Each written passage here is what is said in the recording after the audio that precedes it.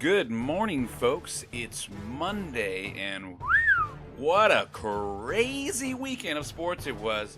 I haven't had this much fun watching sports in a long time. Yeah, right, I always have this much fun watching sports. Is the majors weekend the best weekend in sports? I mean, you've got the majors, you've got the NBA playoffs, you've got the NHL playoffs, and baseball is up and running. You've got everything to watch, minus the NFL, which is my absolute favorite thing, which is the only arguing point I can say that makes this not the best sports weekend of the year, but I might just be changing my mind.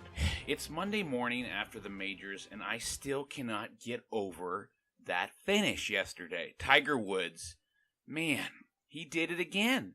And you know what? This is his first major win when trailing entering the final round. You know, he's always been ahead entering the final round of a major that he's won. In the history of his game, the first time he's done it when coming from behind. Think about that. That's amazing.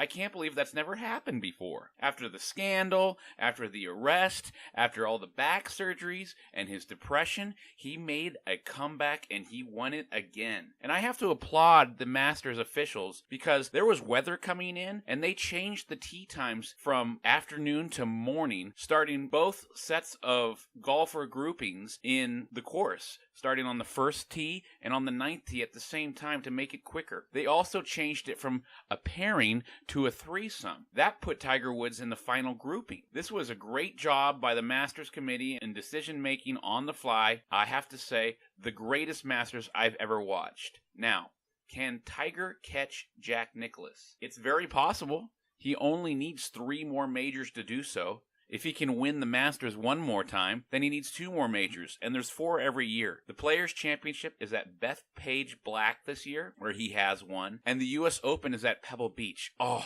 and I have been to that course. It is beautiful. Tiger Woods in 2000 won the U.S. Open at Pebble Beach by 15 strokes. Think about that, folks. He just blew away the competition. I could see him winning that again this year. So if he wins Pebble Beach at the U.S. Open this year, the Masters one more time, he only needs 1 more major after that to tie Jack Nicklaus. Maybe he does it at Bethpage Black this year. Players' Championship. Now, the British Open is at a course they've never played before, so we don't know what's going to happen then. But we will see what happens. It's just going to be so awesome. Catching Jack Nicklaus is definitely way more possible this day and age. In sports, players are lasting a lot longer now. Look at what Tom Brady's doing in the NFL. He wants to play till he's 45 years old.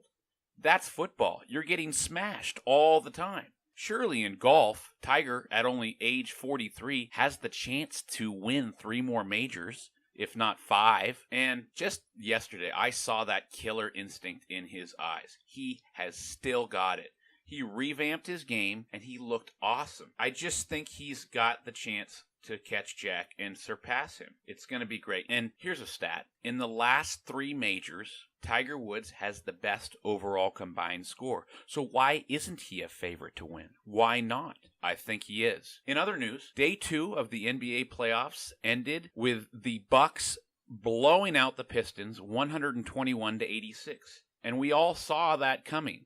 Of course, Blake Griffin didn't play, but how much of a difference would that have made? Are the Bucks for real, or was just the Pistons coming out flat? We'll see what happens as the series moves on. Obviously, they're going to win the series, and we'll see what happens in the next series when they're probably going to be matched up with the Boston Celtics. The Rockets beat the Jazz 122-90, another blowout, and they were just raining threes down on the Jazz. The Jazz had no chance in this game. The Rockets actually played great defense, and I figured the Jazz were going to do a little bit better, but the Rockets were just too overwhelming for them, and Game 1 went to Houston. The Celtics in Game 1 beat the Pacers 84-74, a 10-point win with a low score. Was that because of defense or bad shooting, or both?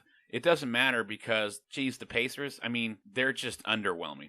we're not going to see them get any farther in the playoffs, and that's for sure. And then, of course, the Blazers topped the Thunder 104-99. I have the Thunder winning this matchup, but I think I may be wrong. The Blazers looked really good. Even though they lost their center Nurkic for the season, we forgot about Kanter. Kanter is a baller. He had 20 points, and he was getting offensive rebounds late in the game when it mattered most for second chance points. He looked great. Lillard had his 30 points. The man from Oakland is a very good performer. So the NBA Day 2 was pretty darn entertaining. A lot less upsets than Day 1. I just see this NBA playoff picture shaping up to be very entertaining.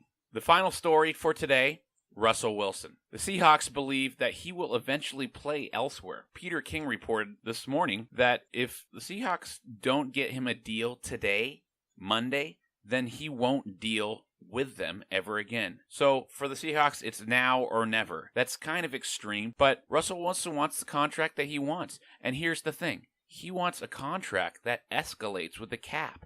That has never been done before. What this means is his contract, as the NFL salary cap goes up, his contract will go up instead of staying the same. Most players sign a contract, and as this NFL salary cap goes up, their pay, it increases, but not incrementally with the cap. You know, you sign a guy like Khalil Mack to a huge contract, well, 3 or 4 years into that contract, it's actually a good deal. Russell Wilson wants a deal that escalates with the salary cap, so that would open up a new box of worms in contract negotiations. I sure hope he doesn't get a contract like that because I don't want to see players getting those kinds of contracts. So, how important is it for the Seahawks to sign Russell Wilson? Well, as a quarterback, he averages 12 wins a season since he's been with the Seahawks.